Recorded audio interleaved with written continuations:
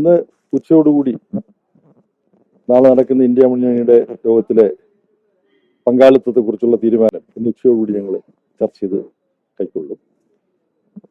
India മുന്നണിയിലെ പാർട്ടികൾ RSSനും BJPക്കും എതിരായിട്ടുള്ള പോരാട്ടത്തിന് വേണ്ടിയിട്ടാണ് ഇന്ത്യ മുന്നണി ഉണ്ടാക്കിയത്. അതിൽ CPIM വളരെ പ്രധാനപ്പെട്ട പങ്ക് വഹിച്ചിരുന്നു. എന്നാൽ എല്ലാവർക്കും അറിയുന്നത് പോലെ സംസ്ഥാനങ്ങളിലെ വ്യത്യസ്തമായ രാഷ്ട്രീയ സാഹചര്യം കണക്കിലെടുത്തുകൊണ്ട് ചില സംസ്ഥാനങ്ങളിൽ ഇന്ത്യ മുന്നണിയിൽ സഹകരിക്കുന്ന പാർട്ടികൾ തന്നെ പരസ്പരം മത്സരിക്കാൻ നിർബന്ധിതരാകും.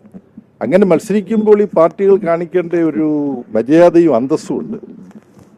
ഇന്ത്യ മുന്നണി രൂപവൽക്കരിക്കപ്പെടുന്നതിന്റെ അടിസ്ഥാന കാരണം തന്നെ RSSനെയും BJP എതിർക്കുകയാണ് എന്നിരിക്കെ അതിൽ പ്രധാനപ്പെട്ട പങ്ക് വഹിച്ച CPIM BJPയുമായിട്ടൊരു ഡീൽ ഉണ്ടാക്കിയിരിക്കുന്നു എന്നുള്ള ആരോപണം, അത് കേരളത്തിലെ കോൺഗ്രസ് നേതാക്കന്മാർ അത്തരം പ്രചരിപ്പിച്ചാൽ അതിനകത്ത് ഞങ്ങൾക്ക് വലിയ അതിശയമില്ല.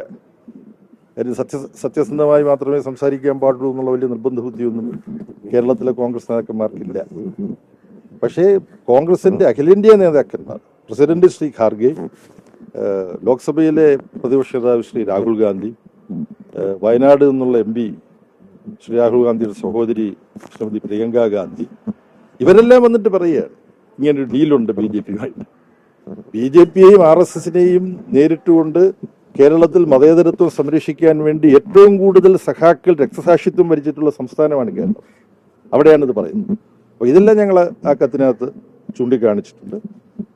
അതിൻ്റെ അർത്ഥം RSSനും BJPക്കും എതിരായിട്ടുള്ള വിശാലമായ ഇന്ത്യ ബ്ലോക്ക് നിലനിൽക്കണമെന്നും മുന്നോട്ട് പോകണമെന്നും തന്നെ CPM കരുതുന്നു. അതിന് വിപരീതമായൊരു സമീപനം CPM ഉണ്ടെന്നല്ല. നാളത്തെ യോഗവുമായി ബന്ധപ്പെട്ട് CPMന്റെ പങ്കാളിത്തം എന്താണെന്നുള്ളത് ഇന്നുച്ചയോടുകൂടി തീരുമാനിക്കും.